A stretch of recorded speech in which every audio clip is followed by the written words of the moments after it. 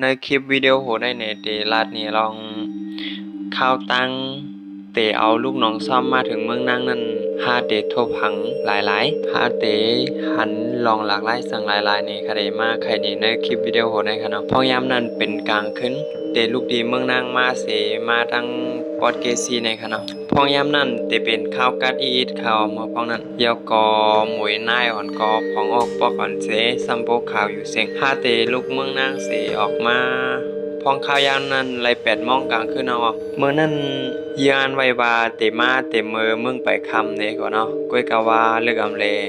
หมักลวด5 ซ้ำป่องอีก็5 ซ้ำมาเมเผื่อมาเมียวนี่ก้นเมลดนั่นลัดว่าน้ำอินจินไว้มันก็แห้งนะวะฮาก็หลายป้ากำในน้ำอินจินไว้มันแห้งเอาก็เวียนก็ห้ำย่อมว่ะเวียนปิสตุนในห้ำย่อมว่ะกำนันลดฮาก็ห้ำแห้งกันก็ห้ำออกน้ำฮาก็เป็นหางลายแล่นี่ฮาก็เลยแกะข้าวยำกว่าหึงตาลนั่นน่ะท่านต่อมันโปยาวก็มันโปไลหมก8 โมงปลายเอาน่ะฮาได้ออกมาไกลนั้น8 โมงกลางค่ำเนาะฮาได้ออกมาไกลเมืองนางนั่นเผอว่าเย่าในก็ฮาก็สายกามันเสียฮาได้ปอกมาขึ้นดังเกซีเนี่ยคำขึ้นนั่นในเรือนก็สัมปอแรงมันไขรับสิ่งรับมืดไว้กวยกะว่ามันเป็นข้าวกัดนี่แหละหมุยหน้าในพองออกปอกอ่อนเสพวกหมุนอยู่เสียงฮาก็อันเป็นสังฮาก็หลูไรมากคำนั่นอยู่เยอะแหละฮาก็ตีนอนแกเมืองนางก่อมแหละฮาก็แนดมาขี้ซี่ฮาก็เมิ่มเป็นเอาว่าฮาก็วันในฮาก็รู้มากว่าคำเอากาไรมาวนะฮากำนั้นฮาก็ขี่รถออกมาเมื่อเดี๋ยวจะออกมาได้เป็นหังฮาก็ออกมามือเดปนเมืองนางมานั้นฮาก็ในวัยสำเมืองเหก็ย้อนให้รถเพลอดหลานฮาก็วันไหนก็ยังไงก็ฮาก็ไกปนสำเมืองเหมากำนันมาคืนมาเหนือร้อยมันก่อมเจอลอยสูงได้ที่บ่วางก็เป็นกุ้งเหตุการณ์มันทำจันเยาก็มีตั้งงอกไก่นั่นน่ะสั่งว่าเป็นกลปอดเซเมืองนางว่ะวันเพิงเกซีอะไรเตหูงนะกะมามันกะมาอยู่กูปองเตหูงว่าเป็นที่ไรนี่แกนั้นมันเตกดงอกให้เหรอเยาก็มันเป็นกุ้งลงจันนี่ฮาก็ขี่รถออกมาไผรถฮาก็บ่แรงเต้ว่ามือฮามาเสไก่ตั้งงอกนั่นน่ะไฟรถฮากะ2 หันเหมือนก้นกอโลโลไก่นั้นเหมือนก้นกอโลโลหลำพิษมีอยู่ไกลตั้งงอกนั่นน่ะฮาก็ไปเพิ่มไปลาดพร้าวเนาะฮาก็แปลเฮาเป็นก้นฮอรถคามเป็นก้นนั่งด้านหลังนั่นน่ะเนาะฮาก็เพิ่มไปฮัดทามเพอไปฮัดลาดเพอขี่ก็ป่นมาฮาก็เย็นลงมาเหนือรถแล้วก็ ฮาก็ไปทำเพิ่มไปลาดเพอว่าไปฮัดลาดกำเร็วนั่นน่ะว่าจ่องแปเฮา1,500อังถามว่าไหนก็เฮก็แปเฮาถามอันตั้งแปเฮาถามมาว่าจ่องมาหันเหมือน95นี่ว่าหันแกตั้งงอกนั่นหือข่าวว่าไหนมันว่าเจ้าว่าไหนฮันเนอร์ค่าก็ฮันเนอร์ค่าวันเองมันก็เป็นหังเมื่ออย่าไปมองหน้าบนอันก็มันว่าไหนค่าก็ตักเสียงให้ก็มันก็ขึ้นฮอลงมากำในเปิดห้ามาถึงปอดตั้งในแกในก็มันเตมีมันเป็นกุ้งยาวไว้แกในเด้เมื่อกูปอกกันในเขาว่ามันยำเป็นปากตึกหาวแห้งน่ะนี่ว่าค่ะก็มันนำป้อมันใจว่ามันเป็นย้อนอีสังนั่นน่ะเนาะอันนั้นก็วันนั้นโจรในเรื่องน่ะว่าแกในก็มีเจึกเล็กว่าก็มีอีหังมาแหละลักโจรกันว่านี่น่ะเส้นตั้งในกลางค่ำกลางคืนเขาว่าบ่เล็กกว่าเลยไปครับว่านะไกนั้นก้วยหนังเขาว่าห้าไรยินเสียงฮาขี่รถมาแทนในเสียงรถฮาก็ห้ำหลังอยู่อีเนาะก็กะฮาดึกเลยยินเสียงอยู่เสียงนั้นในเหมือนเสียงลูกอ่อนห้องไห้ไว้มันมอไว้ไก่ตีนกุ้งนั่นน่ะภายดังใต้นั้นมันเหมือนเจ๋งแต่มีหัวเองเหรอล่ะ มันเหมือนเสียงเตมีห้วยกับในมันห้องอยู่แอ้แง่แอ้แง่แอ้แง่นี่มันอยู่ในห้วยนั่นหาก็อำไปตักเสียงไปล้านต่อไปหันต่อมันโปป่วนมาเสียงนั้นยีแนวนี่หาจ่องไกลมาถามกันว่าจ่องเมื่อยินหานี่นั่นน่ะเนาะหาก็โกงก็เลยตันๆมันกลุ่มมีสติก็มาถึงไรนั่นน่ะเนาะหาก็อำปอลัดย่อยกันนำเต้ๆว่าเพิ่นหันสังเพิ่นได้ยินสังก็บ่กล้าหือเต้ๆว่าบ่ป่วนมาอีกหนึ่งก็โป้งถามว่าจังเมื่อไรยินเหมือนเก่าไรยินห้าเนี่ยก็บางกำก็คาก็ไรยินบางกำก็คำไรยินนั่นน่ะเนาะเฮ็ดอันเสียห้าก็ป่วนมาแทงทีหนึงกำในห้าป่วนมาไกลทีหนึงอย่าว่าหาได้มาถึงวันเพิ่งเอาว่ากำในหาได้มาคืนถึงวันเพิ่งเอาว่าพวกนี้กำในมันเตมีหน้าเห็นบ่หาได้มาถึงวันเพิ่งนั้นเตมีหน้าตรงยาวๆมีสวนข้าวกาบให้นั่นอืม มื้อวันนั้นมันได้มีศึกอยู่ไว้ใครอยู่เนาะปอนเจ็ดนั้นมันได้มีศึกอยู่ไว้อยู่คำพ้องกะก้อยกะวาอันอยู่ลึกหนาในเขาว่าข้าหาได้ห้ามย่าสั่งให้ปอกมังปอกเพิ่นกะมาว่าเพิ่นย่าอยู่เขาอะหามาจินั้นก้อยนั่นก็หาได้ยินอายตู่อายแค้วนี่อาโลฮึ่มแบบมันเหม็นแฮงหนา มันเหมือนเสียงว่ามันตั้งใจก็เฮ็ดให้ข้าในบ่ให้เมาลงกว่าเอาอะเออแปลเฮาได้มันแสงหมากโหรวดคือล่ะก้อยกาคาห่ำมีหมากโหรดข้าได้ข้ามีอันปกซบก้อยน่ะก้อยกาว่ามันกองวางตึกเลยมียินไอเหม็นนั่นอยู่อะข้าก็เลยยินนึงแค่เลยยินแฮงให้มันเอาอะข้าอยู่ตั้งหลังแหละข้าได้ฮัดไว้ด้วยตั้งหลังเฮ็ดอาโลตุงคิดในซันบ่ดอง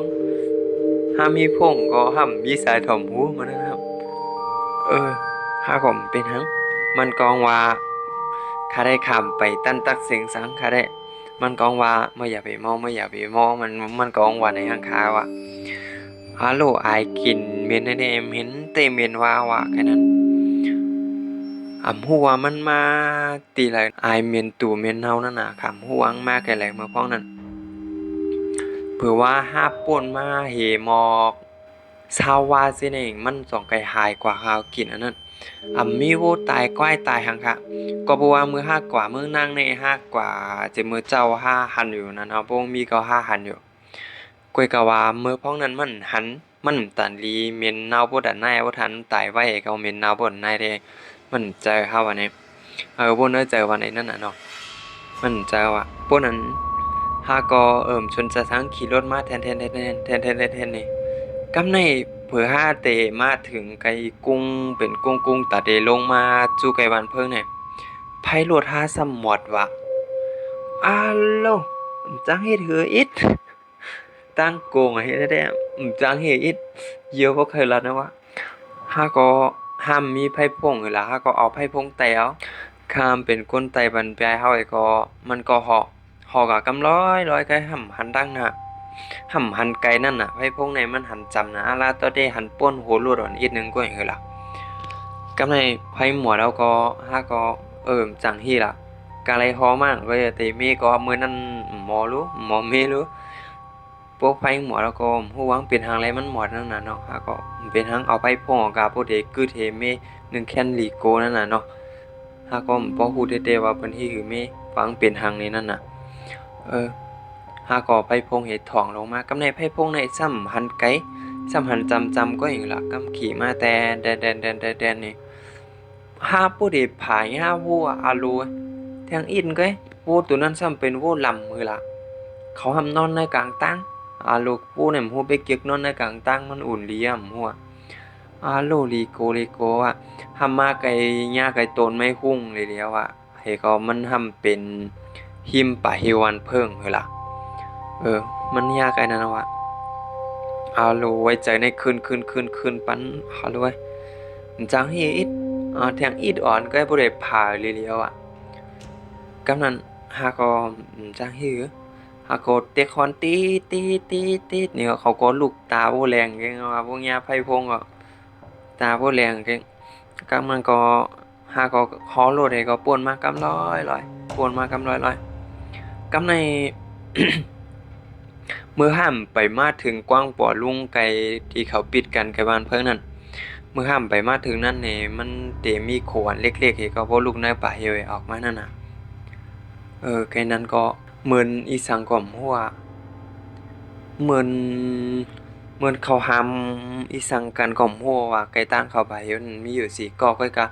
ห้ามหันมันหันลำพืดๆพาดๆได้กันน่ะหาได้ห้ามหันนั้นก็บ่ว่าไผโลดห้ามหลิหาอะไรเจอไผพงไว้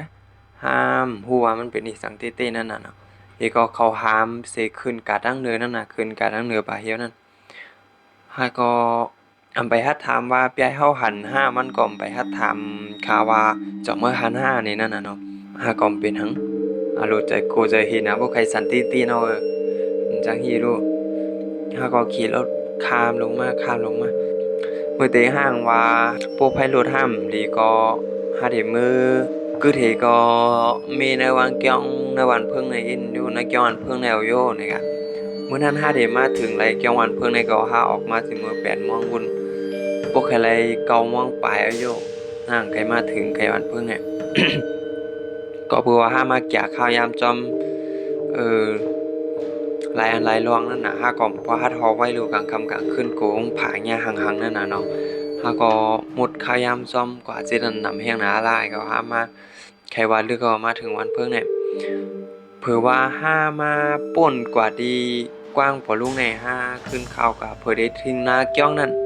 ไฟรถห้ามเลี้ยงขึ้นว่าข้างในหลีอ้ามแก้วเป็นไรว่าข้าได้มันป้อนใจอิดรู้ไว้ห่ำเลี้ยงจะมือ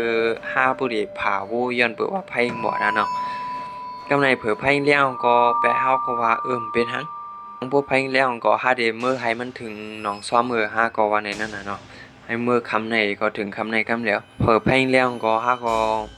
ขี่รถเข้ามาในวันเพิ่งให้ก็ออกวันเพิ่งมาห่ำไปเย้ากำเหลียวมื้อนั้นพาขี่รถออกวันเพิ่งมากันแม่หามาไกลลอยจองเลยล่ะเพื่อหามาถึงไกลลอยจองได้นี่มันเหมือนเจ๋งเสียงหมากหินโกนน่ะกุลุงนี่มันมอมาหนึ่งลอยจองอ่ะเขาว่ายามเย็นก้นมือกูบอกเขาว่าจอมเจนันก็มือกูบอกในเขาตึกยื้อกันแห้งนะเขาว่าเจนันก็ผู้ใดว่าเตงมือเหลียวก็มันตึงมีอีหังกลมหัวซื้อยอกซื้อแยกก็แก๊กอีหังก็นำนะคณะเจนันจอมเจนันมันมีหลายอันหลายเมียวน่ะยามยินไว้ว่าจังนั้นไว้เอาจอมเจนันจอมลอยจองนั่นนะเสียงก็หลังว่ามันนั้นห้ากลมเป็นหังนั่นน่ะเนาะห้าก็ขี่รถลงมาหันเดี๋ยวมาถึงสำมึงโหน้าในนี่ก็หาก็ขี่รถมากำในหาสมาญาแทงตีป่าเฮียวกุ้งเลยเนี่ยไกในก็สมาญาแทงเขาแล้วอ่ะหามาหันก้น2ก้อเป็นก้นเตะห่ำใส่ก้นเตะกับหัวปูดได้10 โมงแหละหามาถึงที่นั่นก็เขาก็ก้อยกะห่ำใส่เสื้อสีขาวอันนี้ห่ำแปลกเปิงใจแก่ก้อยกะว่าฮัดวนนำก็วนว่ามันเป็นก้นมาหาปูหาปลาก็ย่อว่าวนว่าจังได๋นั่นน่ะเนาะใส่เสื้อสีขาวก็ก้อยกำพอหันดีหังเนาะไผรถห้ามเลยถองเนี้ยหามุงหันดังได้ก็ย้อนเปื้อว่าสินั้นมันเป็นเหมือนจังค่ายนั่นน่ะมันบ่มี6มีห้ามหังเนาะมื้อนั้นที่ก็มันมุงหันไกลๆเพราะก็บ่ว่าดังนั้นมันเป็นหมอชายนั่นน่ะเนาะ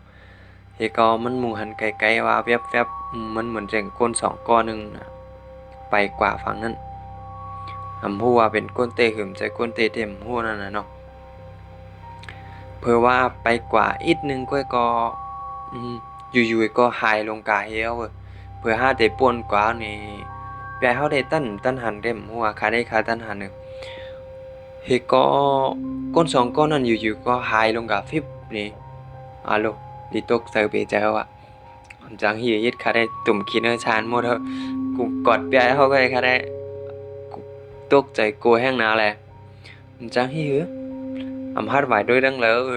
ไปเห็นนั่นก็เอาหน้าหมกเหอดีก้อนหลังแปรเฮานี่ก็หันต่อบ่มาถึงไกลหนองซ่อมในนั่นน่ะหาก็หามาถึงก็บ่ไหลปด10 โมงควายโยหามาถึงไกลหนองซ่อมนี่จังฮีหาก็มาไว้พลายก็นอนดีเหลียวกันนี่เอานอนในจ้องกันแล้วอ่ะ สังว่าพี่น้องเขาเป็นก้นอันกว่ามาซ่อมสายเส้นตั้งในไรทั่วพันจึงคือพองในก็อย่าลืมคอมเมนต์ลัดกันพองค่ะเนาะมาลัดเนี่ยกันว่ามันมีเตอยู่5มีเต5นี่นั่นน่ะเนาะสังว่ายามทบยามยามมาไหนก็ใจคอมเมนต์เสลัดมาแต่คลิปวิดีโอโหในค่ะเนาะสังว่าเกี่ยวลองอันคาอุบเรามาเส้นในก็คาเดมาปืนแพปันแทงในวิดีโอโหนั้นนี่อย่าลืมกดไลค์กดแชร์ปันกดติดตามปันคาเซคำค่ะ อ๋อค่ะทบกันวิดีโอใหม่หูนะค่ะเนาะใหม่ส่งค่ะ